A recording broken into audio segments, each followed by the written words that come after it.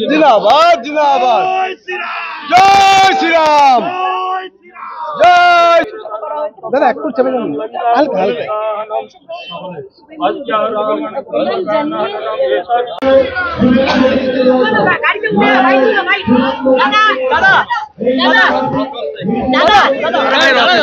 रोते सामने बैक चलो कासिम का ना बताते एक ही नारा जय श्री राम एक ही नारा जय श्री राम रोते फूलों का नहीं आवे चला এদিকে দাদা সবাইকে ডেকে নিন সবাই রোতে দেবে না বাইক এখন বাইক দেবে না রথ করবে এ দীপটা পিছিয়ে দীপটা কেউ পেছাচ্ছে না ভাই আমার আপনারা ইধর से दादा हम नहीं जाएंगे जय श्री राम हिंदू हृदय संरक्षण हिंदू हृदय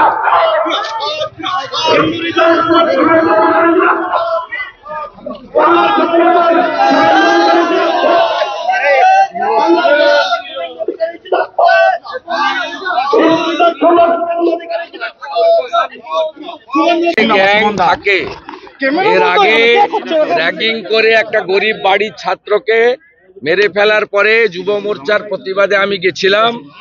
আমাকে কিভাবে গাড়ির সামনে এসে মাওবাদী পরিচয় দিয়ে আক্রমণ করার চেষ্টা হয়েছিল আপনারা দেখেছেন, দেখিয়েছেন। স্বাভাবিকভাবে এই রাষ্ট্রবিরোধী, সংবিধান বিরোধী, ভারত বিরোধী টুকরে টুকরে গ্যাংকে মমতা ব্যানার্জির আশ্রয়ে প্রশ্রয়ে ওখানে পালিত করা হচ্ছে। আর এই কাজে মমতা ব্যানার্জির দোসর হচ্ছে সিপিএম, যাদের ঠাকুরদা, জ্যাঠা, দাদু সবাই চিনে থাকে।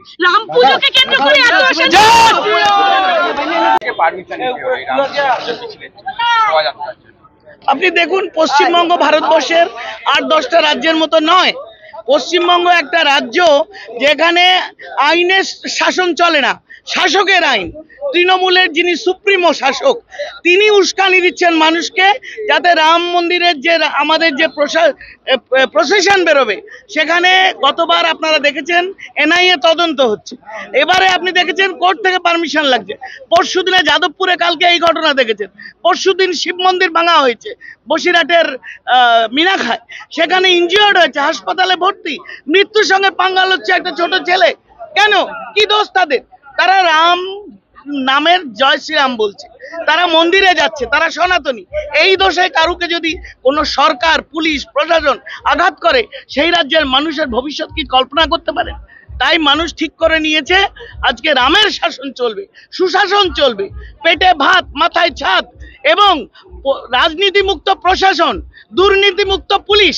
এই চায় মানুষ, আর কিচ্ছু চায় না। নিজের ভোটটা নিজে দিতে চায়। জয় শ্রীরাম।